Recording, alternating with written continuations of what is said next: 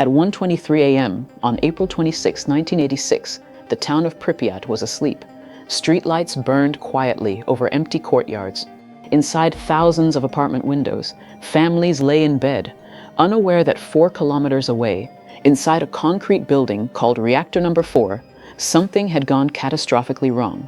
For 18 seconds, engineers inside the control room watched power readings climb far beyond anything they had trained for.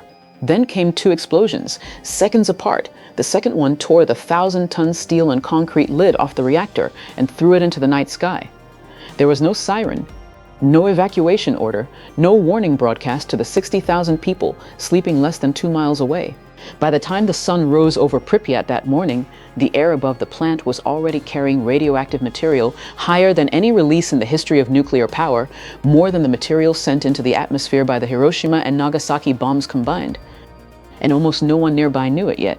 This is the story of how a routine safety test became the worst nuclear accident ever recorded, how a system built to prevent this exact outcome instead helped cause it, and how the consequences of 18 seconds are still being measured medically and politically 40 years later. To understand what happened at 1:23 a.m., you have to understand 3 things: the reactor itself, the test that was being run that night, and the culture inside the Soviet nuclear program that made both possible.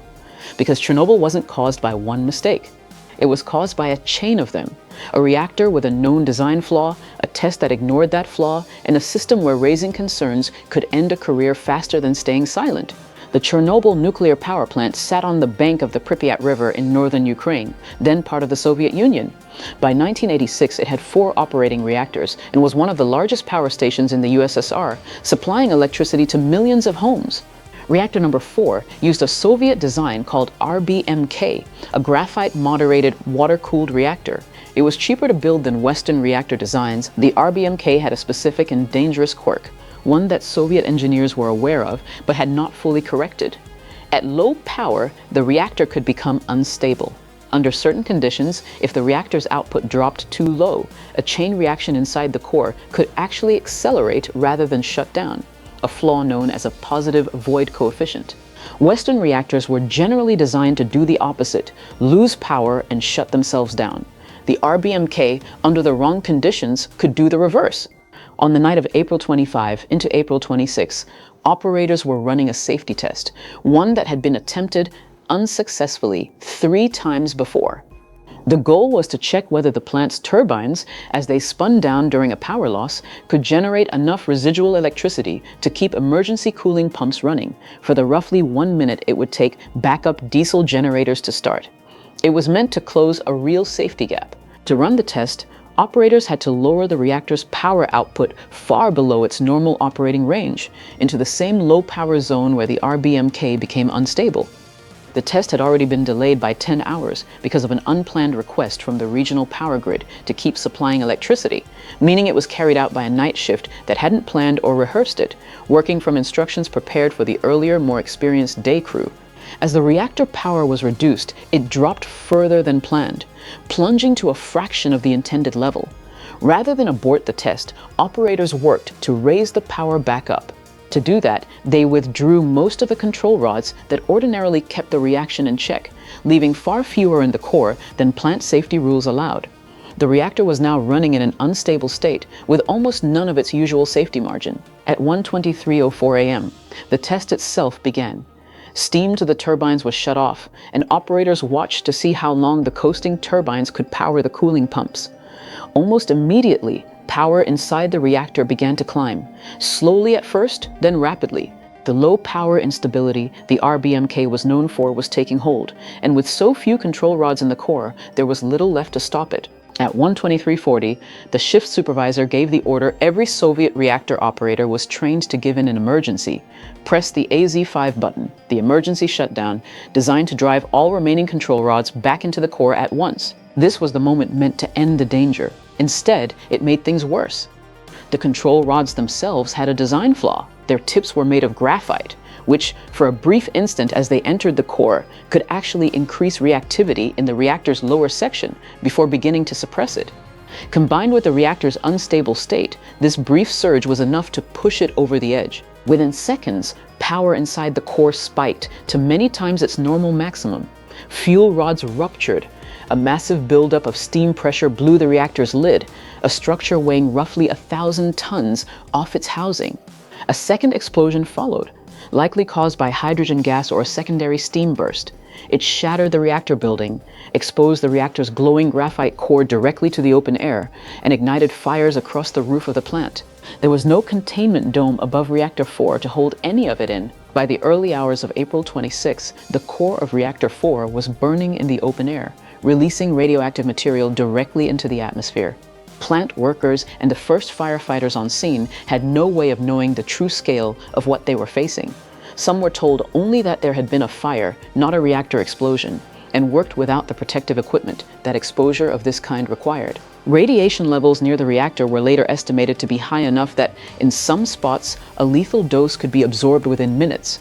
Many of the plant staff and firefighters who responded that night received severe radiation doses. A number of them died from acute radiation sickness in the weeks that followed. For more than 36 hours after the explosion, the town of Pripyat, home to nearly 50,000 people, was not evacuated. Residents went about ordinary life on April 26. Children played outside, families walked through the town, while radioactive fallout settled around them. Evacuation orders only came the following day, and even then, residents were told the absence would be temporary.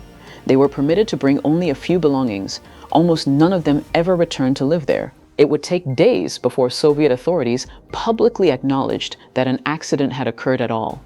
And only after radiation detectors at a nuclear plant in Sweden, more than 1,000 kilometers away, picked up unusually high readings and began asking where the contamination was coming from. In the weeks that followed, Soviet authorities mobilized hundreds of thousands of people, later known as liquidators, to contain the disaster. Helicopter crews dropped sand, lead, and boron onto the burning reactor core to smother the fire and absorb radiation. Miners dug tunnels beneath the reactor to install a cooling system, working in extreme heat and high radiation for short, tightly limited shifts. Engineers and soldiers cleared radioactive debris from the roof of the adjacent reactor building by hand, in shifts of only minutes at a time, because machinery failed in the radiation levels involved. By the end of 1986, a massive steel and concrete structure, later called the sarcophagus, had been built around the destroyed reactor to contain the remaining radioactive material. It was intended as a temporary solution and would later need to be replaced by a more permanent containment structure completed decades afterward. Investigations that followed, both Soviet and international, identified the same core combination of causes: a reactor design with a known instability at low power, control rods with a flaw that could briefly worsen a crisis instead of stopping it, and a test carried out by an unprepared crew, at night, under pressure, with safety protocols overridden along the way. Later reviews also pointed to a broader institutional culture, one in which the RBMK's design flaws were known to specialists but not fully disclosed to the plant operators who needed to understand them. The human cost is still debated because of how it was measured. A small number of workers and firefighters died from acute radiation exposure within weeks of the accident. The wider toll from radiation-linked cancers among the liquidators, evacuees, and residents of contaminated areas across Ukraine, Belarus, and Russia has been estimated by different health bodies at figures ranging from the low thousands to significantly higher, a gap that reflects the genuine difficulty of tracing long-term cancer rates back to a single cause decades later. An exclusion zone roughly 30 kilometers in radius was established around the plant and remains in place today. Pripyat still stands empty, a town frozen at the edge of 1986, its apartment blocks, school and amusement park left to decay. Chernobyl reshaped nuclear policy across the world. Reactor designs were reviewed for the same instability flaws. International radiation monitoring and emergency notification systems were strengthened so that a disaster in one country could no longer be hidden from its neighbors. And within the Soviet Union, the government's slow, secretive response to the disaster became one of the clearest public demonstrations of the system's failures, a moment many historians point to as accelerating the political changes that would unfold in the years after.